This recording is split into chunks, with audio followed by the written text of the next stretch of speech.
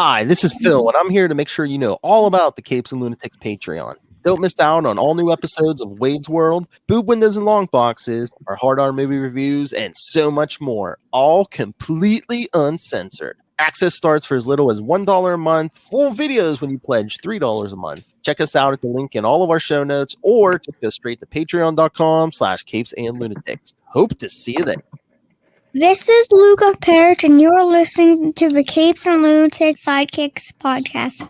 In brightest day, in blackest nights, No evil shall escape my sight. but those who worship evil's might. beware my power. Green Lantern's light. Hello and welcome back. Or should I say, ho, ho, ho. Welcome back to Christmas and it's probably in July, so welcome back to Sector 2814, the Green Lantern Podcast. I am Phil, joining as always, Master of the Four it is. I am Will. Hi, everyone.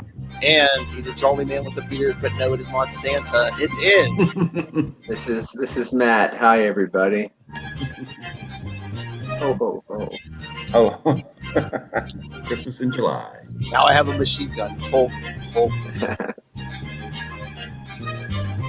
Alright, so I don't know, any pressing business we have to discuss, because we kind of were talking a little bit a few days ago when we did the Quantum Zone annual. If you're listening to this on the podcast, it's up already, so scroll down. Yeah, go check out our maybe our future annual podcast, because I had fun recording it. We kind of got sidetracked. I actually think I had more fun talking about old annuals and memories of that. If we had a more structured approach to that, it'd be a whole different spin-off show, the annual show. But check it out. I was gonna say, if you guys want, maybe we even do something for the Patreon. We could do a special just on annuals or something, you know. Yeah. And on Patreon, we can swear, so Matt Kona can really let us know how he feels. Oh yeah, you got it. You know, those freaking Yeah, there will be no flarks dropped on that one. Or we could talk about the frackin' Lobo annual or something. Nice. I've never read a Lobo annual. I just assumed that there was one. Neither have I. I think there's got to be one. Yeah. Early 90s, there had to have been a Lobo annual. Yeah. That would be cool though. Like, I mean, it's not like the wording is kind of the idea I'm about to pitch to you is kind of purposely clumsy. But if we did a show on Patreon called the Monthly Annual Show, that's pretty good, right? Nice. Yeah. The monthly annual show. Monthly annual. Is that better than the annual monthly show? I don't know. They're both equally confusing, which I like. Awesome. Let's see. I think I haven't read it yet, but Far Sector. Farscape is a totally different animal. Far Sector 12 came out, I think, last week, and didn't Green Lantern number 3 come out as well too? It might have been a few weeks ago, but yeah. 2 weeks ago? Okay. They're out, yeah. Yeah, Cool. I think 3 has been out. Yeah. Right? Yeah. Okay. Yeah. You know, I'm gonna go out on a limb here and say that we're kind of living in a Green Lantern golden age. I think, you know, for the last several years. I mean, well, Since gold is yellow, is that a good thing or a bad thing? I don't know. Well, there Does it are have a face? multiple. I mean, sort of like the era that we're talking about. There are multiple Green Lantern titles on the shelves. Maybe not ongoing, because I think that that Future State one was only a 2-issue thing. Yeah. But Far Sector just ended. yeah, and what's the? It's like I haven't read this one, but I've seen it on the shelves. It's like Green Lantern Season 2. Yeah, that was before this current series. That was Okay. Grant Morrison, Liam Sharp, kind of.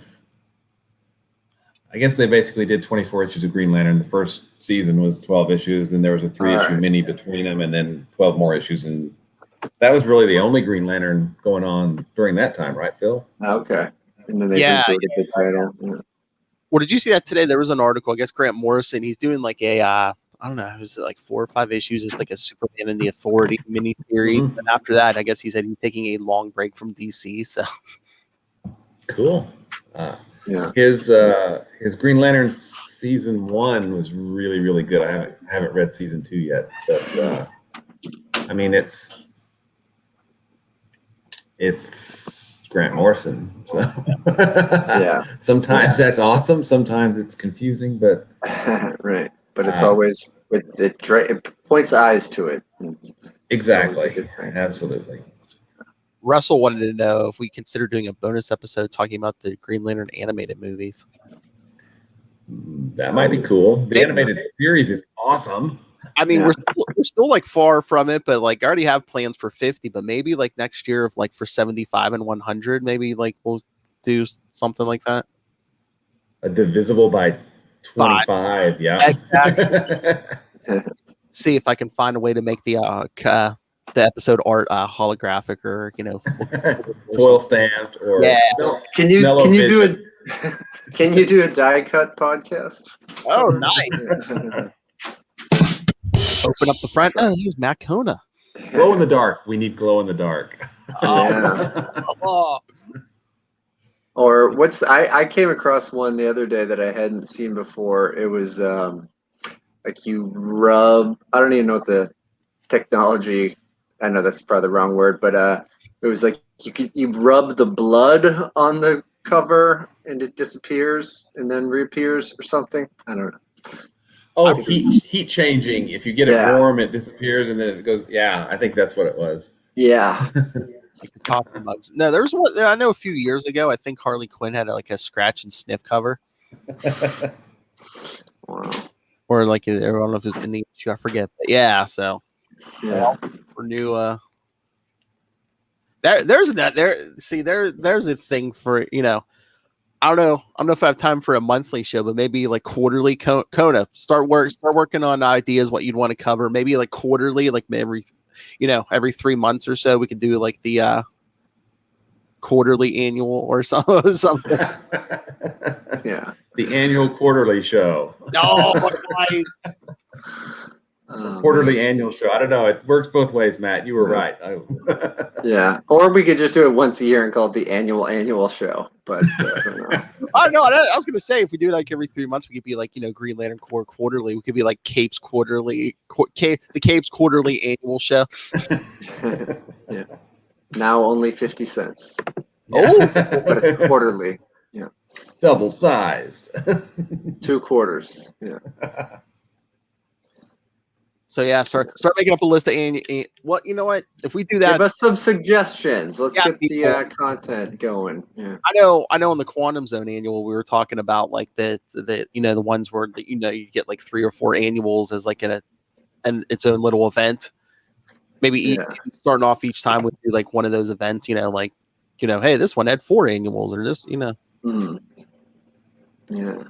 I don't know. I think Matt Kona has some of his preferences because the words system bites kept coming up in our conversation. Really? Yeah. And that's bites spelled with a Y, I believe. Yes. System does bite. Yeah.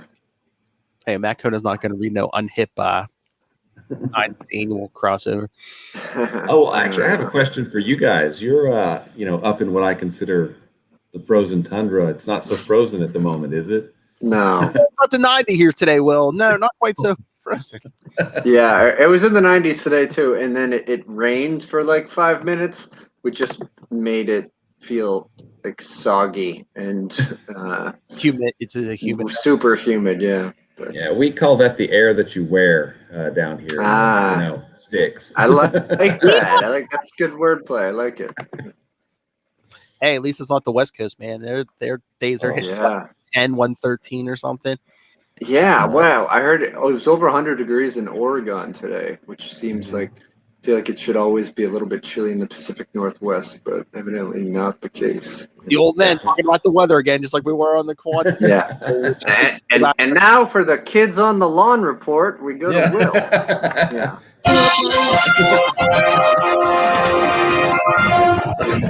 It's freaking Hang hot on. here. I got to put my socks on and my slippers. So 1 second. Yeah. But no, I know they were saying like in Portland and stuff, like a lot of those people, it usually doesn't get like that hot. So a lot of those people didn't even have like air conditioners and stuff. Oh, that's insane. I know. And something I saw that I hadn't really considered is that they're so far north that, because I'm down here in the south, so, the nights are, 8 hours, but they're so far north that the nights are only like 6 hours. So, it doesn't give everything time to cool down. Yeah. It's no It's good. nuts. And Portland, Seattle, I mean, there's a lot of comics creators, I think, that live kind of up in that area. I mean, a huge amount. I think Dark Horse is, that's where its offices is up in Portland or Seattle. So yeah, it's hot out there. Be careful. Be careful, people. So yes, it's hot as what out there, everywhere, pretty much in the country. Except down here in the south, it's not too bad. Oh, really? Yeah, I mean, just 80 something today, I think, and I mean it's still humid, but it's not. I mean, it's supposed to get like 84, I think, here tomorrow. It's supposed to rain, so then it's going to go down a little bit. So, but it's not 115 freaking degrees outside. Oh my god! Yeah. Meanwhile, Ray's down there shoveling snow. Yeah. Said, shut up, you guys. That's so weird. Man. Like they get like snow at this time of year. Then he's like during Christmas time. He's like, if it's nice out, we like barbecue outside for Christmas. I'm at the beach. Yeah. Yeah. Barbecue and some of that kangaroo meat for. Yeah. Well, you said Christmas. We're coming back. We're getting back on track, right? Oh, nice. That's all right. I think I planned that. Yeah. All right. So should we jump into these? You bet. All right. Let's get to the elephant in the room first. Green Lantern 36. Will, did you remember this once you reread it? Vaguely, yeah. I mean, I really like the art. Gene Ha is a really awesome artist. Yeah. I had no problem with the art. No.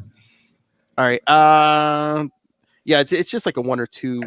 I don't have a big synopsis for this or the other Christmas one, so I'll do it real quick and then we'll discuss it. Cover date February 1993. So yeah, probably came out released sometime in December. Really? It would come out 2 months early? Pretty sure. The cover date? Wait, what? Yeah, I think so. I think it was 2 months. Yeah. Wow. I think, yeah. I didn't realize it would be that much ahead. I don't know.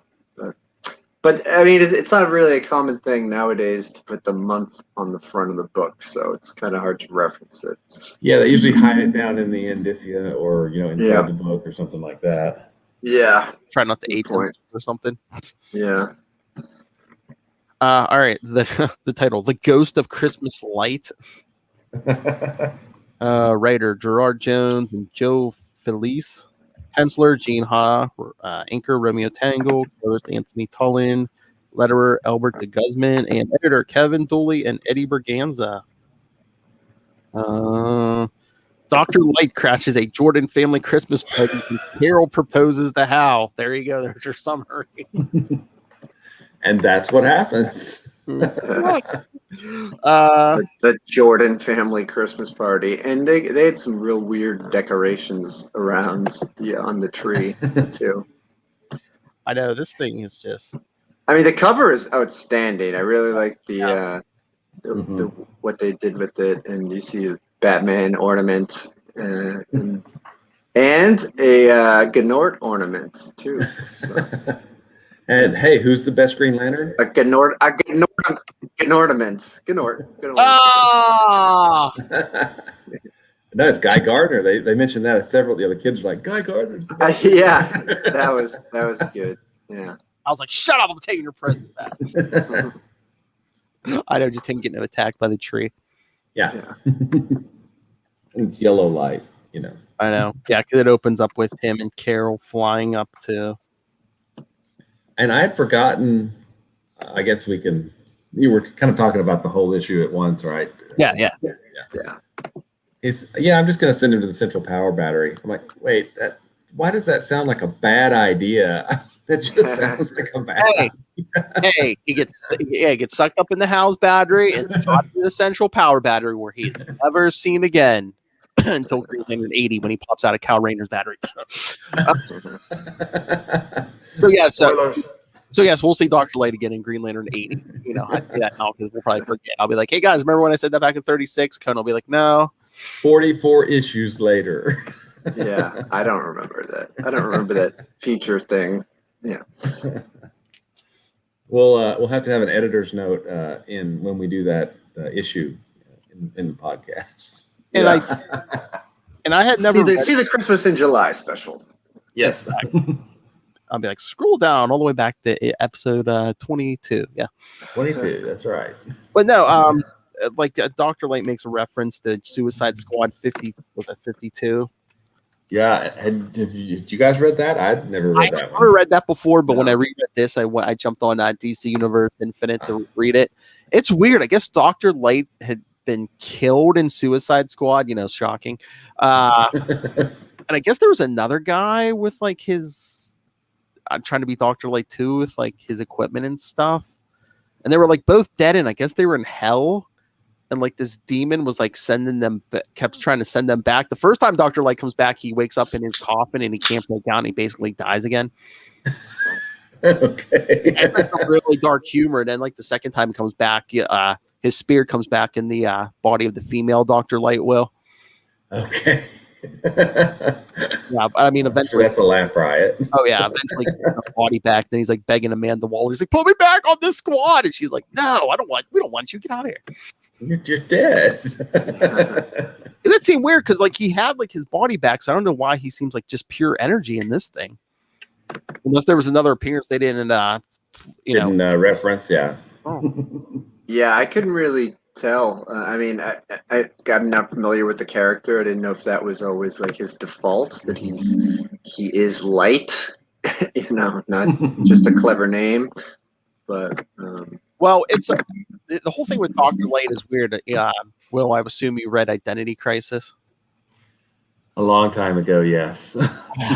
I mean, basically, yeah. Dr. Light used to be this big villain, Matt, and then like all of a sudden, like he just became like kind of a joke, and like even like the Teen Titans were like kicking his butt and stuff, and like so what is that? Early 2000s in Identity Crisis, they revealed it's because he had basically snuck into the Justice League satellite. He raped a elongated man's wife, and Wow. and was like, Dibney, yeah. yes, and basically just screaming, "Oh yeah, I'm if I find anybody, the rest of you, hey Flash, is that a wedding ring? Oh, I'm gonna find your wife, and just like blathering on, and like the league's just like saying, they're debating, oh, we should just, Hawkman's like, oh, we should just kill him, and so the rest of them are like, no, so they get Zatanna to like mind wipe him. Basically lobotomize him with magic, but then Batman shows up. He wants to stop them, but then they erase Batman's memory, which cut their. I guess for a while that's why Batman doesn't trust anybody, because on some level with them erasing his memory and stuff. do you think they erased his memory? Do you think they erased his memory and he forgot how to clean himself, and that's why Batman smells and Robin laid an egg? Just stick with the holiday. Christmas in July. Back to wow, yes.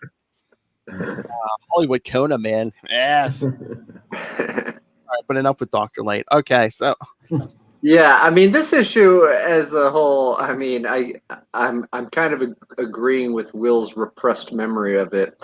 I don't know. Like the cover was cool, and the art and the inside was cool. The story and the action and the family dynamic left me kind of wanting more.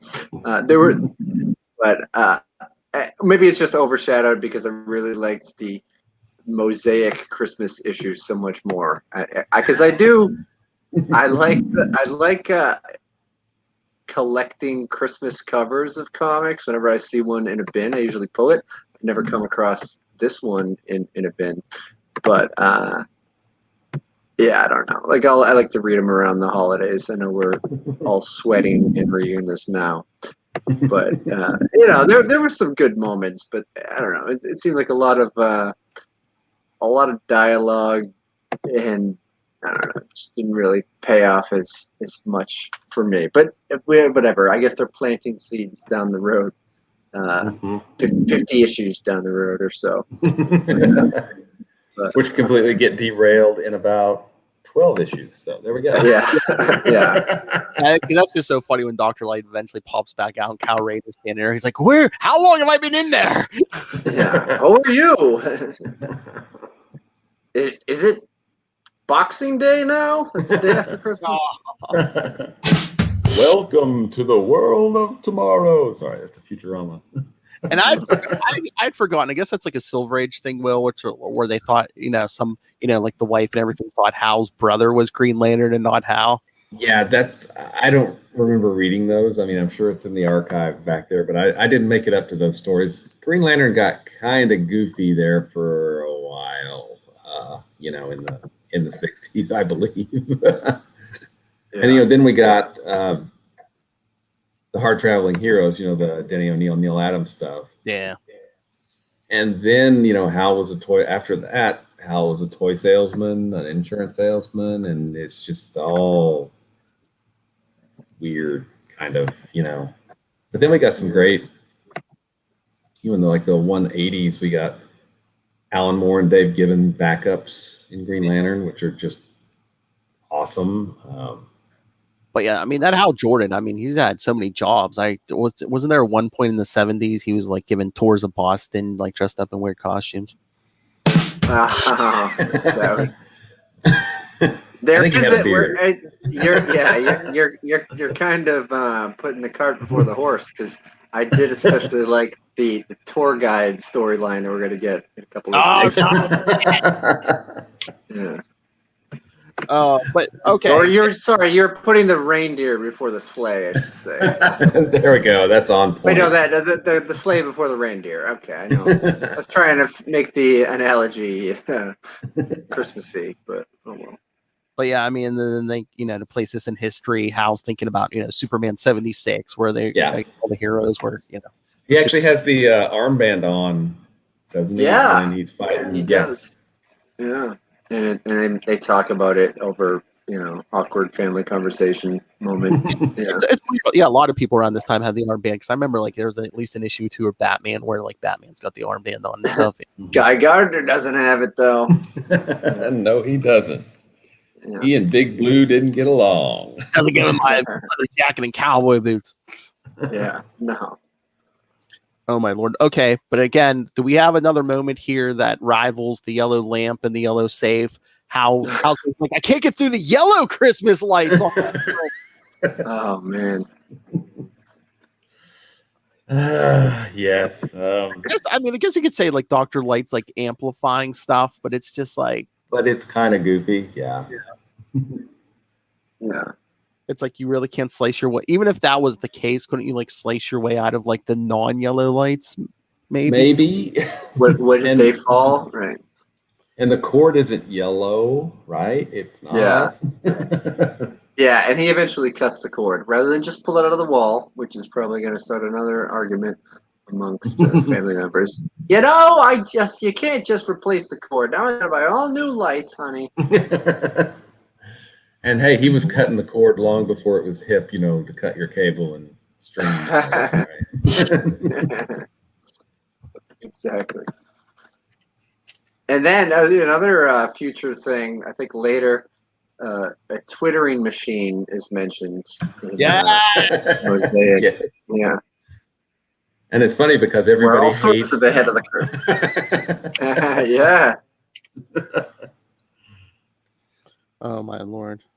So is Dr. Light from your neck of the woods, Will? My solid light beam still has the kick of a Missouri mule. I guess I don't know. I've heard of a Moscow mule. Is that just the anti-communism American alternative? I don't know. Maybe. Yeah. Now give it to me or die in yellow agony. Yikes. So yeah, like I said, Hal sucks Dr. Light up in his battery, which shunts him to the central power battery, I guess. We're reading it.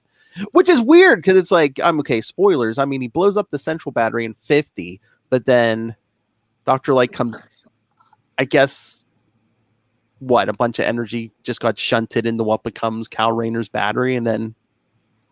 Well, and that's a good question. Kyle's ring Is it ever established whose ring that is, or is that a brand new ring that nobody ever had before? I mean, we'll get to that in Emerald Twilight, but I believe, remember, Hal steps on and crushes his ring, and then Ganthet like picks up the pieces and like kind of. Oh, okay. Because I'm pretty sure, yeah, even like the 0 hour issue, like, you know, Hal gets that ring on, spoilers, gets that ring on his hand again. He's like, oh, I recognize this ring. This is my ring. You know, it looks different, but it's like, this is my ring. Then that actually makes sense, because I'm wondering if the Guardians just left him trapped in the battery. Oh, yeah. And then that would make sense, because the ring's paired with the battery, and then Kyle gets the battery in the ring. We just figured out something that we are not going to have to worry about for 44 more issues. I mean, yeah, Emerald Twilight in the fall, issue 80, sometime next year. Yeah. Same Green Lantern time, same Green Lantern channel. Okay, just for the ridiculousness of this all, I mean, did you guys enjoy this issue? You know, maybe just because, oh, it's so weird. The Mosaic one? No, this was yeah. Oh, yeah, it was all right. In terms of the ones that we're discussing today, I think it's the back of the pack. Well, for me, kind of. You know, I think I enjoyed this one because it didn't seem as unnecessarily wordy as sometimes this writer's work can be. Yeah. And the art was nice. So, but the story wasn't, you know, anything. I mean, obviously I'd completely forgotten I'd read it. So there you go. You remember our hero getting entangled in Christmas. The big Dennis is getting entangled in Christmas lights. It's a good thing that there was not a yellow lamp there. It had just been all over, you know.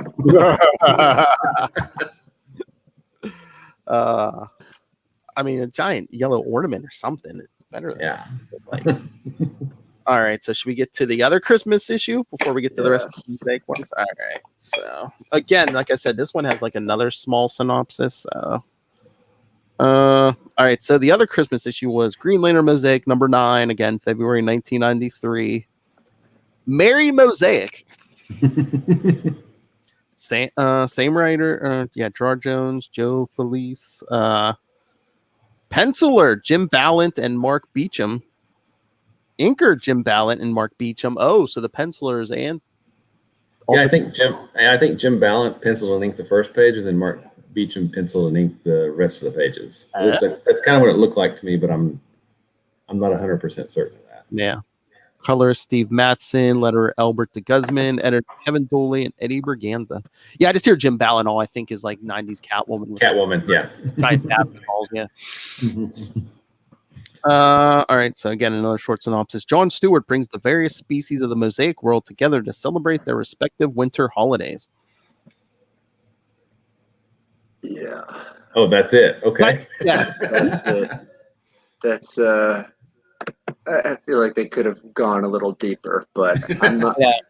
I mean, whoever is devoting their time to writing summaries of comic books that came out close to 30 years ago, you know, it's a thankless job. So I'm not going to give them too much of a hard time. Yeah.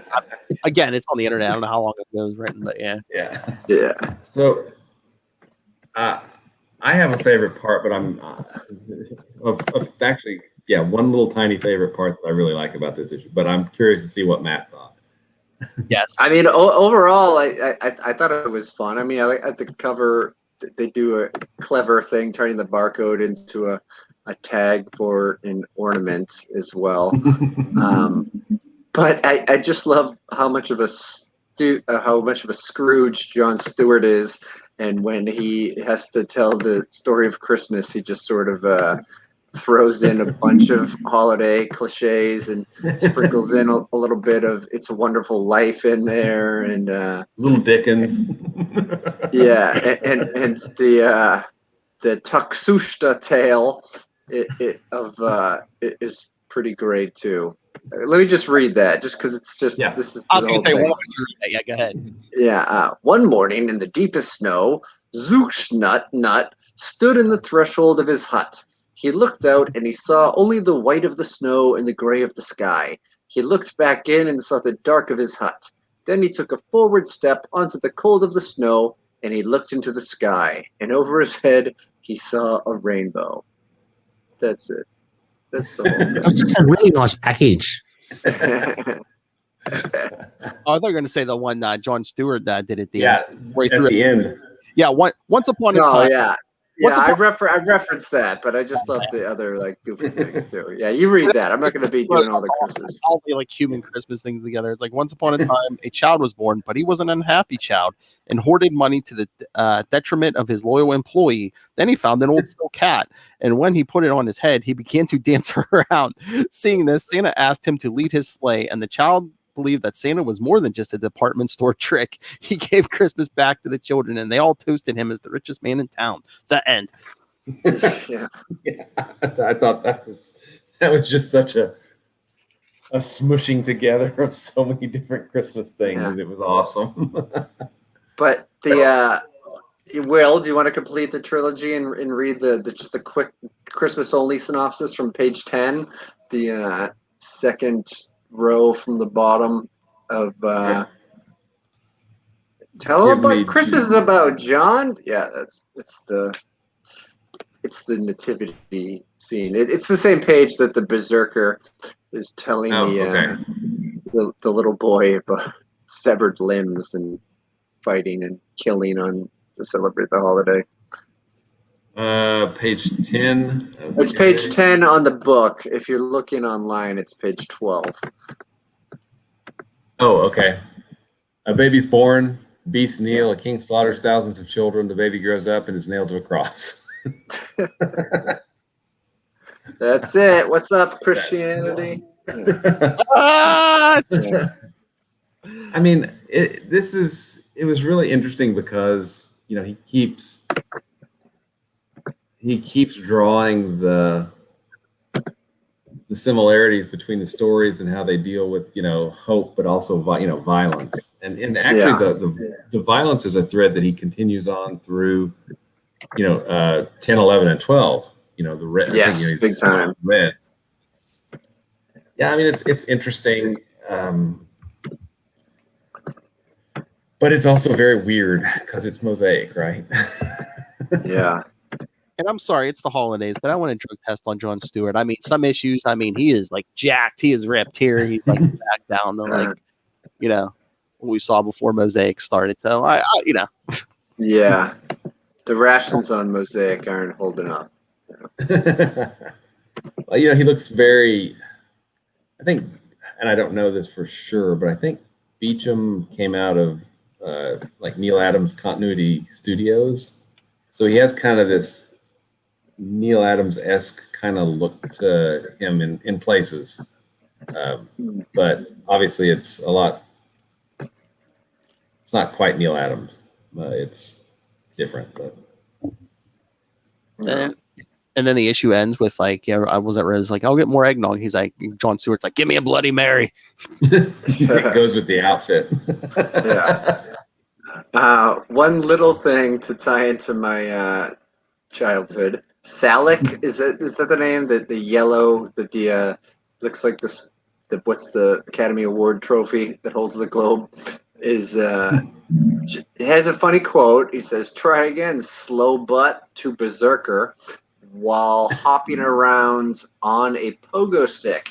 Now, a pogo stick is something that I always asked for Christmas, and it was like I would ask several years in a row, and I eventually got one, but it was different. It was not the pogo stick that you see here, which is like handles. It had like a ring on it, and it was definitely for adults, and I was like too small to actually like press my weight down effectively to make it spring. So yeah, so well, I still haven't gotten over it. Thanks for bringing it up, Mosaic. Yeah, that was one of the pans, right? Because they ended up putting Christmas lights on Salac, right? Yeah. Pan, yeah. Anyway, I thought this was a much more fun Christmas issue than the last one. But I did like the themes of holiday celebrating and violence is really what unites all the many different cultures on the Mosaic. Yeah, kind of a dark silver lining. At least it's better than a superhero battling a string of Christmas lights. Yeah. Both written by the same guy. Oh my! Yeah, busy man. And Guy Gardner got no Christmas issue. That's right. I think he spent Christmas in Vegas, didn't he? We'll get there. Yeah. We'll get there. All right. Anything else on this one, or should we get to the next one, the tour guide one? Yeah, let's move it along. Now boarding. Another quick synopsis, and then we're gonna have to find at least like maybe a page of dialogue for Kona to live read. Maybe. Yeah, he says some things that I say. So yeah. Nice. All right. Yeah. So yeah, Green Lantern Mosaic 10 from March 1993. Yeah, writer Jar Jones, Joe Felice, penciler Cully Hamner, inker. Yeah, is it a different artist for this one? Yeah, I don't have the credit. Yeah, we're back to the normal. Yeah, Cully is normal. Yeah. Inker Dan Panosian and John Floyd, colorist Steve Matson, letterer Albert de Guzman, and editors Kevin Dooley and Eddie Braganza. And this one, Ways to Go. And the synopsis just says, John takes the Guardians on a tour of the Mosaic world to show them his progress. Yeah. All right, so. Yeah, page 4 of the book is perfect. I mean, it's pattern. He's got this snappy pattern going on, which is pretty awesome. Yeah. Oh, what, when he pulls up the bus? Yeah, when he pulls up the bus. And you notice he's wearing a hat, too. Yep. Like a conductor hat, sort of. Yeah. It's funny because, all right, so there are, I don't say these word for word, but I usually say, how's everyone doing? And then you get a half-assed kind of response. I go, oh, okay, I'll try to match your enthusiasm. And he says, boy, the enthusiasm in this crowd is really tremendous. Just out of curiosity, how many people in this bus speak English? I don't say that. I would probably get in trouble, but we do have translation devices on the duck. So, I mean, I asked, does anyone need headphones? It essentially is asking who doesn't speak English. And there's been times where everyone has raised their hand, and I'm like, all right, great. So this is just for me. But I stick with the script in case some people do understand. I can't just plug my podcast and make fun of people's outfits the whole time. But do you say and please no flash photography? No. Translation. That would be great. No photos, everyone, on this tour. Translation device, meaning he just speaks louder. Can you understand me now? Yeah, I do say please remain seated at all times and keep your arms inside the vehicle. Oh. Yeah.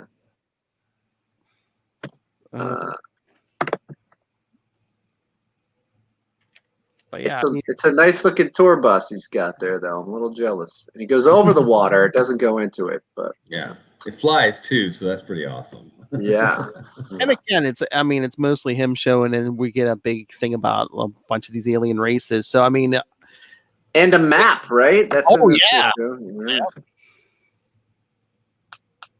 Where's the map? I don't remember seeing the map. It's in the middle. What page is it? Yeah, it's like right in the middle because that's where like the staples actually come through. Oh, okay. Yeah, it's like right in the middle. Okay, it's computer page 13. Yeah. Gotcha. I remember that now. Yeah. With the yellow zone, impenetrable chlorine storms and tornadoes. Yeah. This should make a fun board game. You know. Yeah. Oh my God! There's a special. We need to make a board game of this, and then play that on here. Yeah. John's pad is in the center, just surrounded by sand. I like. It says, "Clip and save for future reference," and John's there smiling at you.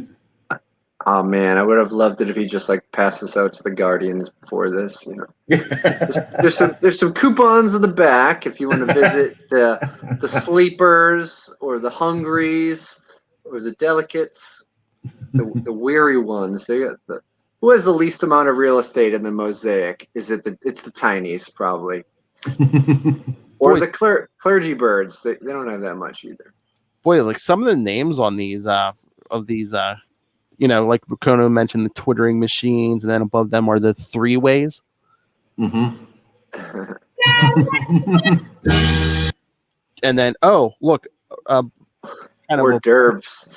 well, above and to kind of to the left of the three ways is the crab dancers. Hey, up above the Malthusians. Spend enough time in a three-way, you're gonna get crabs. So I guess that was the implied thing. I just had to bury it home. Sorry. Up above the Malthusians, you've got a fun guy. He must be a real blast to hang around, since he's such a fun guy. Sorry. I mean, look at some of these names. I mean, it's The hors d'oeuvres. Beaver Junction. There's one, Kissers. Yeah, it's Sleepers. underneath Mr. and Mrs. Because you're married. Get it. Don't make out as much. Bubble Knots, Hungries. We visit the homeboys, which are actual homes. Yes. Stiff necks. Oh, man. Oh, what are the? That down in like the right corner, the we and the we is in quotation. The we shouldn't they be like right next to the yellow chlorine cloud? Yeah. Cloud? Heyo. And they turn blue if you. All right. Oh yeah, yeah, it turned blue. Well, welcome to our ool. Notice there's no P in it. Let's keep it that way. That's like their population sign. When you drive in.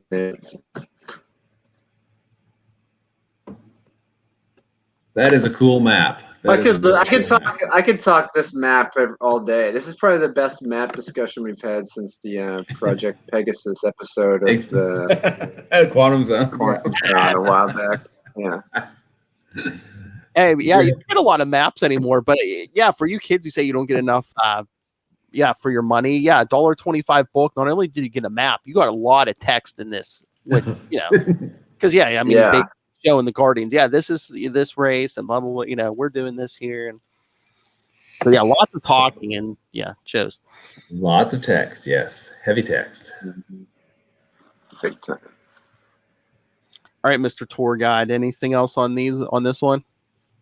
No, I liked it. I just liked it. Back to back mosaics that have pandered to my sensibilities. So, violence, Christmas, tour guides, silly map jokes. I like it. Yeah. Again, you're right in the sweet spot. I was going to say, what is this? Mosaic 10 or inside Kona's head? Yeah. Yeah. But I mean, it's also, it's bringing up the overarching, I guess, point of Mosaic. Like, hey, when are these places going back? Like, what's going on? Let's get the ball rolling, Guardians. And he actually shows them around, and I thought it moved the plot ahead, but it also kind of acted as a nice little side adventure thing too. So.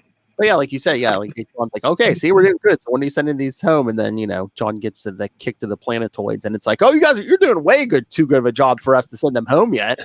Exactly. Yeah. And it's kind of disappointing that we don't really get much in the way of, if I'm remembering correctly, we don't get much in the way of resolution from Mosaic, because. Oh yeah, they kind of cut it short because Emerald Twilight. It just gets kind of chopped off, and suddenly the Mosaic's gone, and everybody's home, and it's all groovy, I guess. So, I mean, we'll get more John in Dark Stars, but I can't wait to get there because I never really read Dark Stars. I read a few of the first few issues, I think, because that's where Travis Charest, or however you say his last name, kind of got his start. So yeah, he's pretty awesome artist. Yeah, so once we get to the Dark Star stuff, I'm going to be coming at it with fresh eyes, just like man over there. Really, I know John was in there and Dawn and Troy, but beyond that, the only time I really read that Dark Stars when they were in someone else's book. Yeah, I think I only read the first 4 or 5 issues. So if we go past that, then It'll be new stuff for all of us. John, get your job right away. Yeah. All right. All right. So should we jump to 11? Yeah. Sounds good. All right. This goes to 11. Thank you, Spinal Tap. All right. So let's see. Green Lantern Mosaic number 11, April 1993. I Am Myself, Mosaic. By writers Gerard Jones and Joe Felice. So it seems like Jones is having another writer on this with him. So I wonder what the deal was here. It's just the workload. Guy needs a break. Yeah. Yeah, maybe. Well, I think in the letter columns he said he just had a baby. If I remember in one of the letter columns. So he was going to stop answering the Mosaic mail personally because he didn't have time for it anymore. He had to cut it out. I think maybe that was in 9 or 10. I'm not sure. Okay. It's fitting that this issue is all about parental relationships too. Yeah. Yes. Penciler Mitch Bird. Anchor John Floyd. Color Steve Matson. Letter Albert Guzman. And then editors Eddie Berganza, Kevin Doley. We know that. All right. So this one, John Stewart awakens in his childhood house. He is in his Green Lantern costume, but is in child form when talking to his father and mother and everyone else he encounters from his past. He has lingering questions for his mother dealing with her. Dealing with her cancer, which she replies with an answer dealing with religion. It's the next day as he goes on to school with childhood friends, and while they talk about baseball, he's pondering other things. He then arrives at his grandmother's and asks her about his grandfather, who walks in the door with a knife in his heart. Okay. John then asks him about the family lore, as well as how a woman stabbed him in the heart because she loves him too much. But he has John follow him to expose what really happened, and it wasn't a woman that stabbed him, but he was stabbed by thugs. And make it a point that the white man had nothing to do with it. He's then called to by Green Lantern Chip, who has him get up in a tree and talk. John goes on to tell Chip he's sorry he let him die, and that it was Sinestro that showed his evil, and asked Chip if he's upset. Chip replies no. After more talking and climbing to the highest point on the tree, Ganthet comes and talks to John and has him sing a song. I'll build a stairway to paradise with a step every day.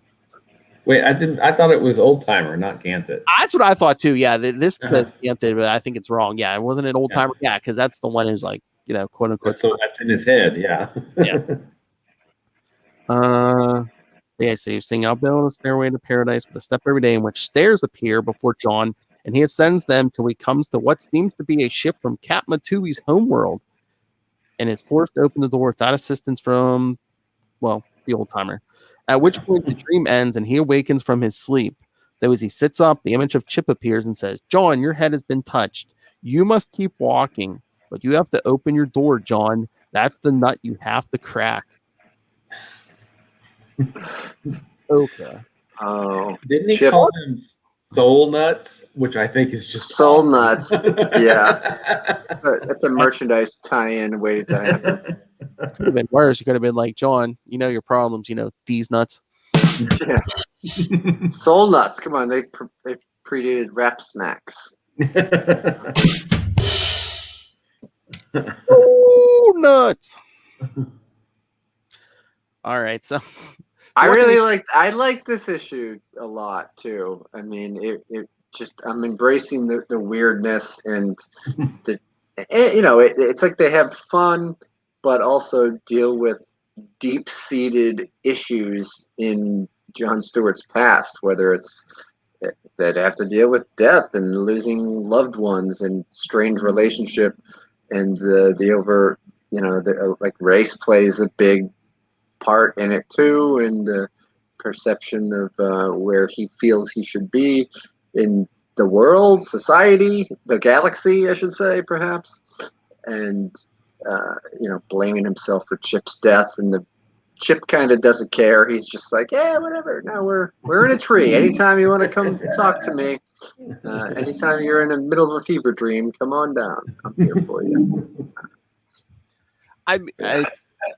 I was gonna say, well, they might not know when the end is coming at this point, but it seems like you get like an action issue, or last issue you got like the whole giving you information on the Mosaic, and then every so often, man, they take you back into John Stewart's head. So it's like, is it building towards the end that Well, and I think they talk about it in the letter column a little bit. Like, hey, reports of our death have been exaggerated. We're not canceled yet.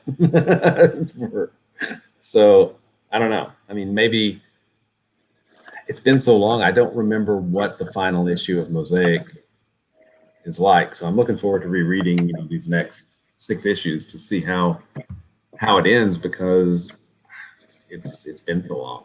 But maybe we get a little bit more of a send off than I remember. At least in dim memory at this point. Yeah, we were going to wrap up the rest of the Mosaic's next episode, but I just did next episode's only going to be 13, 14, and 15, because I'm going to save 16, 17, and 18 to closer to Emerald Twilight, which gotcha. That's when they kind of take place. And they did have an editor's, because I was kind of reading ahead, and there was an editor's note for future Guy Gardner issues. So I was like, okay, we'll put them off for the yeah. A little more Mosaic. So yeah. But yeah, interesting stuff. I mean, again, a lot of these issues, not a lot of action, but it's still, I think, good issue. Good issues. Mm-hmm. Still very engaging. Mm-hmm. I mean, he's doing a lot.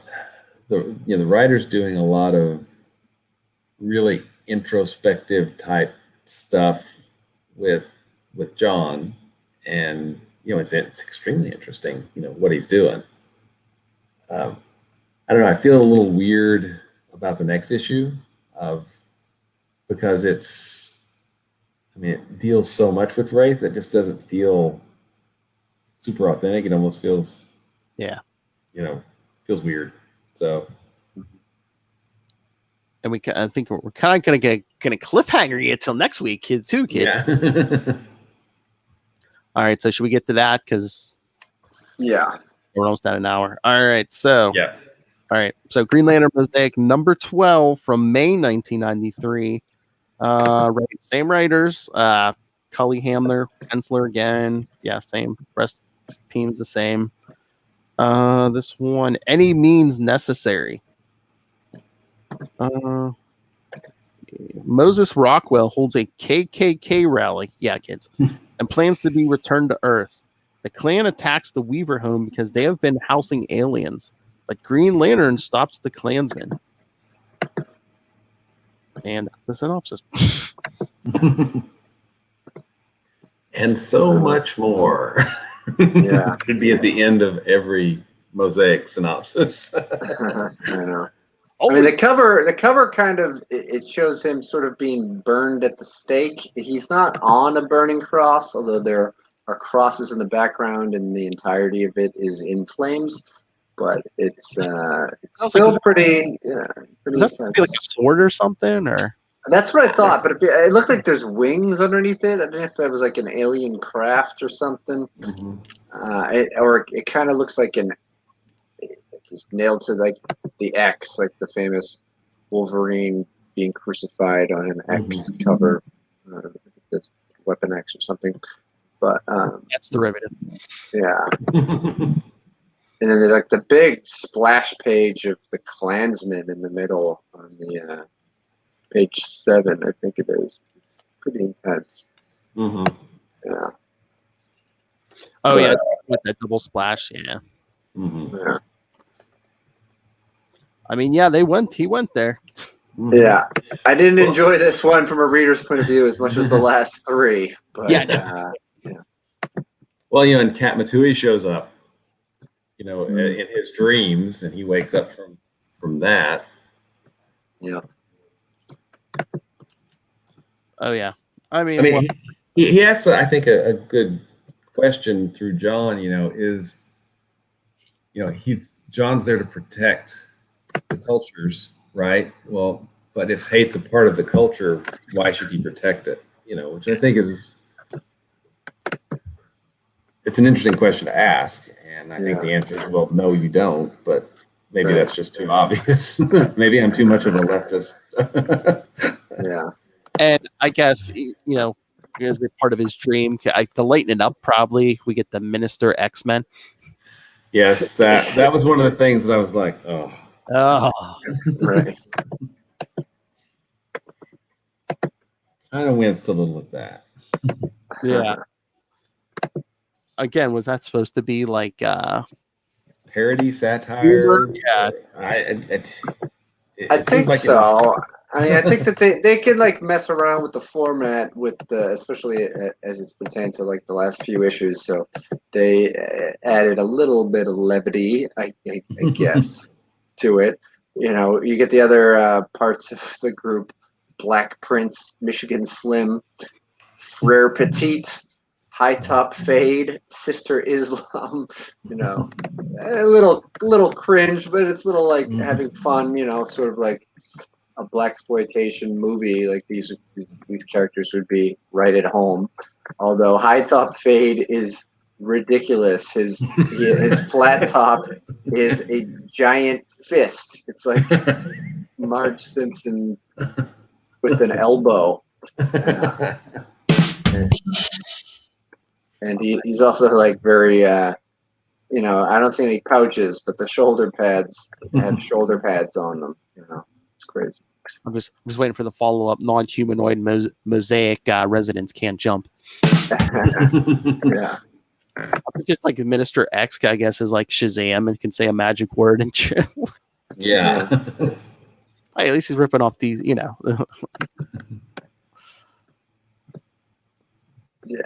But yeah, And this one ends with a cliffhanger, so that's right. Kind of interesting. That's right. The issue and this episode will end on a cliffhanger. Yeah. Yeah. And see, the ultimate troll right then would have been for Phil to just end the show. Stop, right? Don't stop.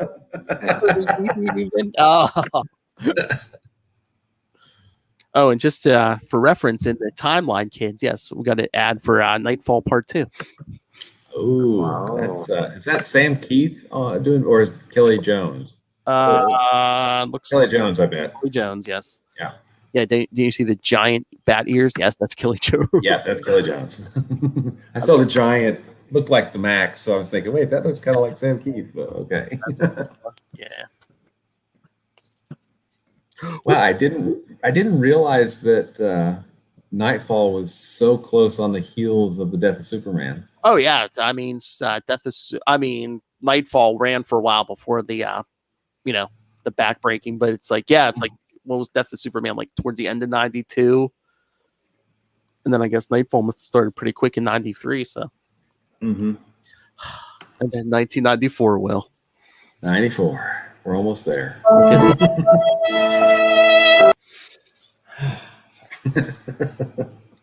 A very special episode of Blossom. Sorry. I was flipping through some of the issues, like was it last night? And like just trying to make sure the schedule was like right. And like issue 47, they're just like, oh yeah, you guys know about the the death of Superman, Nightfall. If you guys if your issues sold out, if your comic shops blew up, we're telling you now, pick up Green Lantern 48. It's like Emerald Twilight here. So yes, we are. This is where it all starts, kids. The age of the big events. Oh man, that's right. Yeah.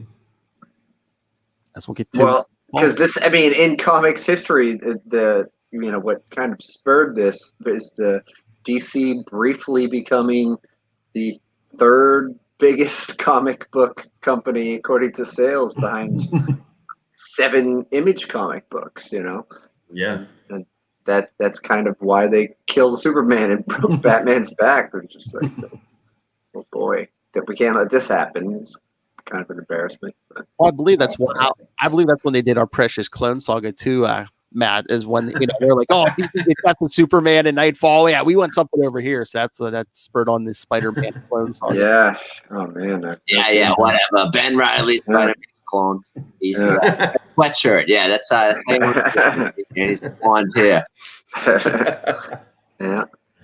And the Executioner's song too, which we talked about, I think, on the annual annual episode. Things like that. Yeah, crossover mania. Crossovers were a thing already, but DC and Marvel both had big flagship ones with Crisis on Infinity Earth and Secret Wars, of course. But then it was like put up to 11, Spinal Tap, callback. Yeah, Oh, they did. But yeah, I just remember like when the death of Superman hit. I just remember watching the news. Like they had like cameras at like shops, with like big lines out the door, and just like women cry, be like, "Why they have to kill Superman? My baby loves Superman." Well, and it kind of, I think it reached its zenith and then kind of died off after the amalgam comics. Where all of DC and all of Marvel crossed over and merged with each other, and then which was kind of a done before with the Image and Valiant, the Deathmate stuff back then. So I mean, yeah, it was crossover insanity is what it was. Everything. I mean, when Wolverine gave Lobo the business. Yeah. Speaking as a guy who likes to write books about crossovers, that's weird. Because they want to drive.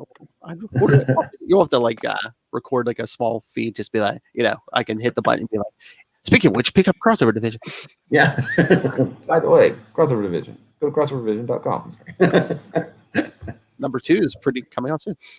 That's right, on Friday. But back to Green Lantern. Sorry, I digress. I think the big thing that that showed them what these big events could be is Death in the Family. I don't know. That one was. I mean, I think the general public's like, oh, they're not going to kill Robin. Then they killed a Robin, and everyone. And then they killed Robin. Yeah. People weren't reading comics. I think a lot of the general public thought they killed Dick Grayson. They were like, oh, they're there. No, they just killed the guy that was robbing the hubcaps off the Batmobile. Little jerk. But that was a pretty self-contained thing. Yeah. All in. That was just all in Batman, right? Just a Batman title. Yeah, 4 issues in Batman. Yeah. And it got a little bit of press. I keep thinking back to the Death of Superman. Well, they did that 900 number though too. Yeah. But the Death of Superman hit just at. I mean, the timing was just. They lucked into a slow news day, right? And Superman's dead, and then it just went. It went viral before there was a viral.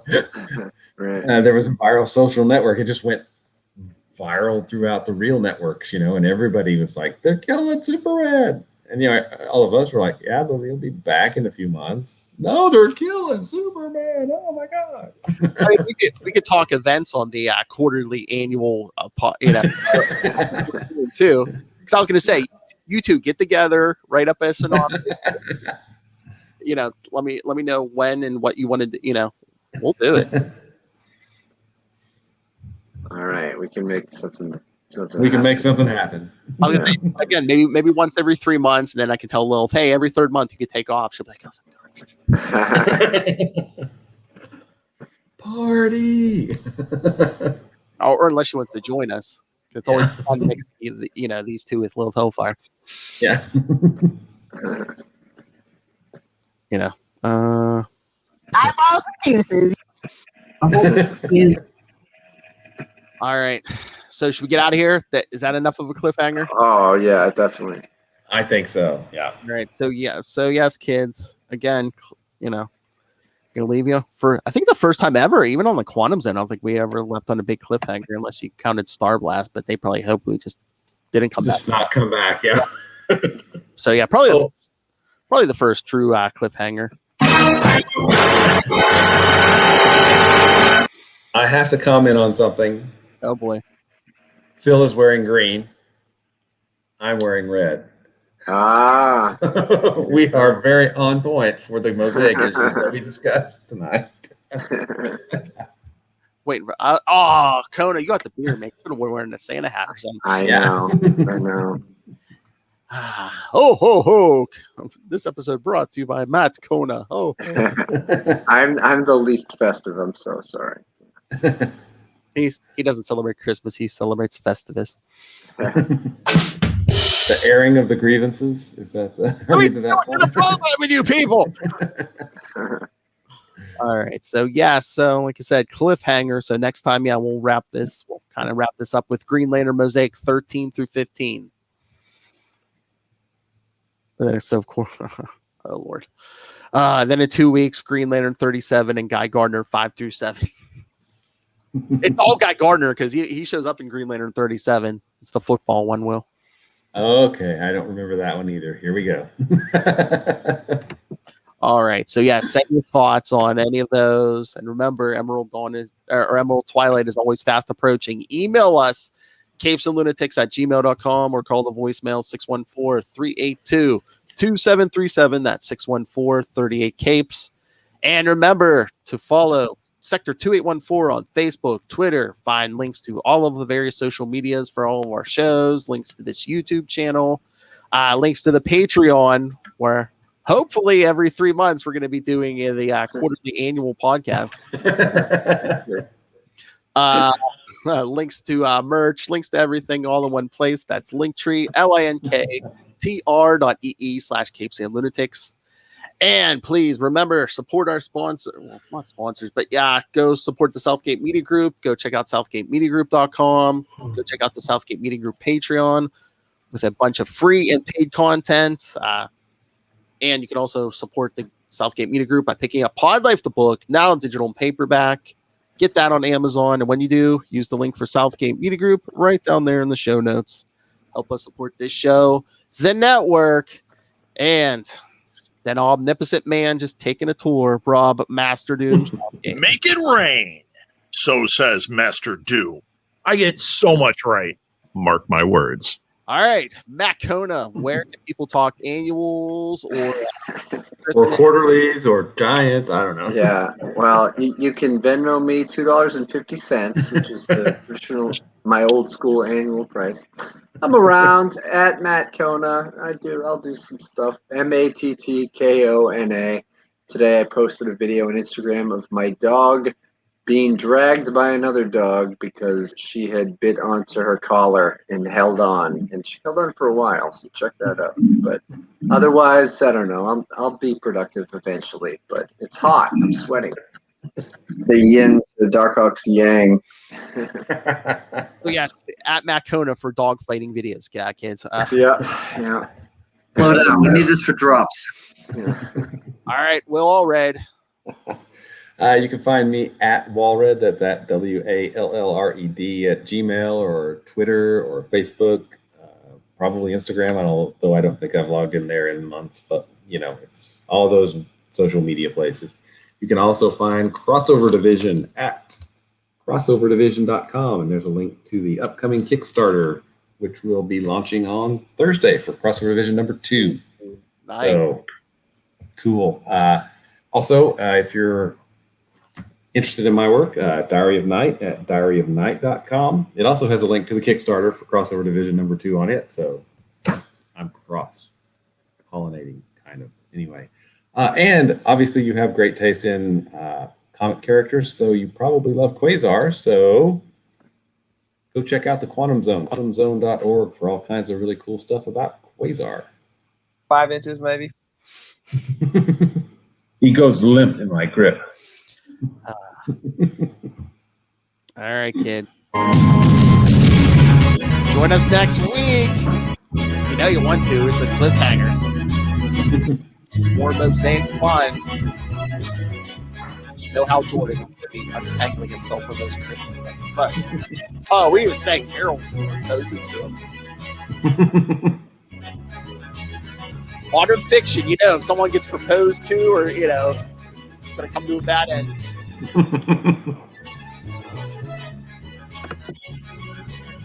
Get married in space difference.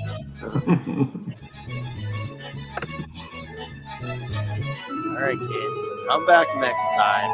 Remember, every time, tip your tour guide.